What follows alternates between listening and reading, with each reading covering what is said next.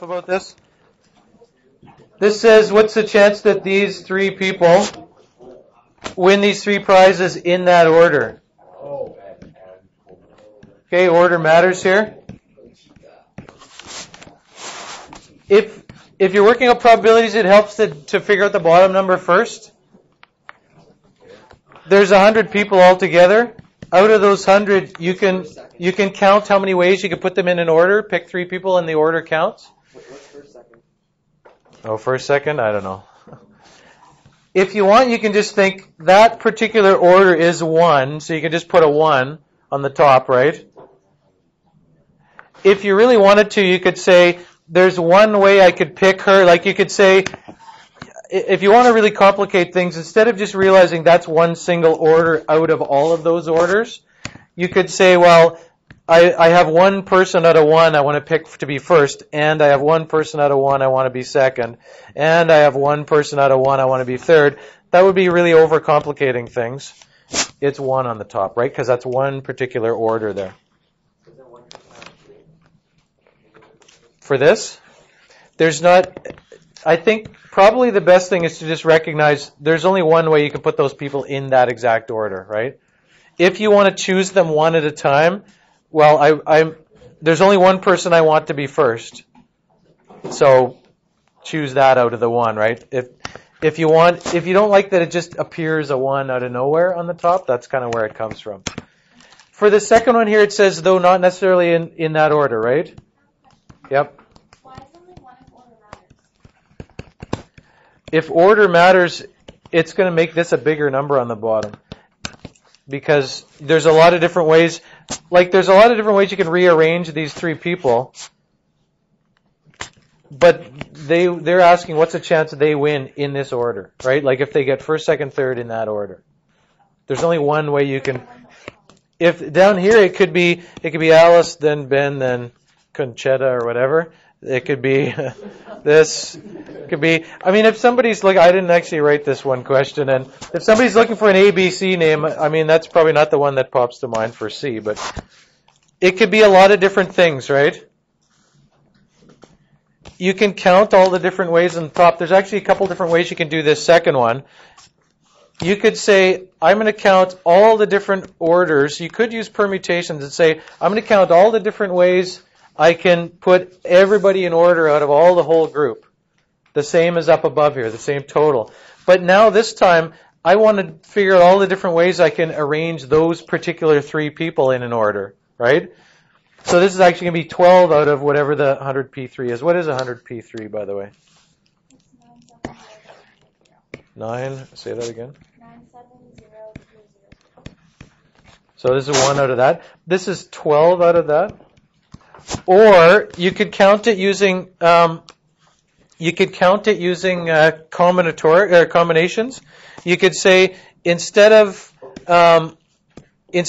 using permutations like that, you can just say, if I only count the groupings of 3, how many ways can I group 3 people, but I don't care about the order, where that's not a different thing.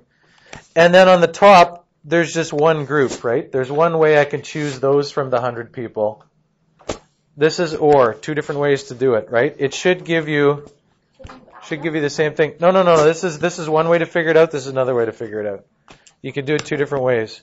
You can say, probably this is the way you're going to do it because it says order doesn't matter. So how many ways can I pick 3 people from the group where order doesn't matter? And how many ways can I pick those 3 people? Well, you could say from the 3 people I want to choose those 3. 100C3. This is 1 on top. 3C3 is 1. Those should give you the same number. All right? This last question here. Again, the way this, I think we talked about lotteries in the last combinatorics unit, but in these kind of Lotto 649, all those kinds of things, Lotto 649 is named so you know what the numbers are. I mean, a lot of the other ones aren't named that way, but there are, a lot of them are set up that way. I don't know how that Lotto Max one works. Well, how many numbers do you pick in that? Is it like the old one, 7 out of 47? Yeah, but they changed it and called it something else now, right? Lotto Max. But it's the same concept, 7 out of 47. I mean, whatever it is, you choose 7 out of 47 numbers, 6 out of 49 numbers. If you want to work these things out, this is an easier question than, well, neither of them are that hard, but you have to think about how you can use combinations again. I'm going to pause this and I want you to try and figure that out. This says, what's the chance that all 6 of your numbers are drawn? So you want to know that you have 6 correct, right? I'm going to call, there's 49 numbers, right?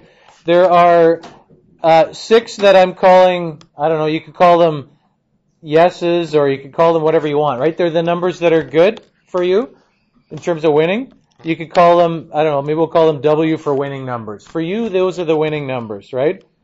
And there are how many left over that are losing numbers? 43 losing numbers, right? In the machine, that's what there is. You're holding one ticket, that's what you're thinking. So you want the probability of 6 winning numbers. You can count it by saying, of the 49 numbers, that's how many tickets there are altogether. Total number of tickets. And on the top, then all you want to know is, how many ways can I pick all 6 of the winning numbers? What is that top number, by the way? 1, right? 66 is 1. Because I've written it many times every year for years, you end up remembering things. It's about 14 million, that's why. Again, I can't use my old analogy, which is phone numbers, but no, because nobody has to remember phone numbers anymore, right? People just, you have them in your phone. In the olden days, when you had to remember phone numbers, nobody sat down to try and remember phone numbers. Just once you used it enough, you knew it, right? You had to in the olden days. What about this second one? Only 3 of your numbers are drawn. 49C6, it's still the same number. That's the total number of tickets. Yeah, you want, from the 6 winning numbers, you want 3 of them, but you also need 3 losing numbers. So you got to do that. Okay? So it's still going to be out of the total number of tickets, but on the top there it's going to be those 2 things multiplied. Well, what are the 2 numbers separately first? Let's write them down.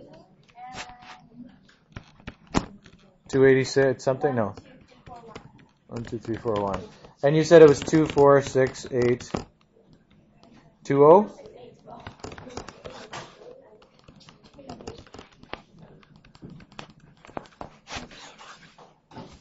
Are we okay with this? I haven't given you all the different possible, kinds of questions or anything like that, but the concept, again, learn the concept that you can use combinatorics to calculate some probabilities.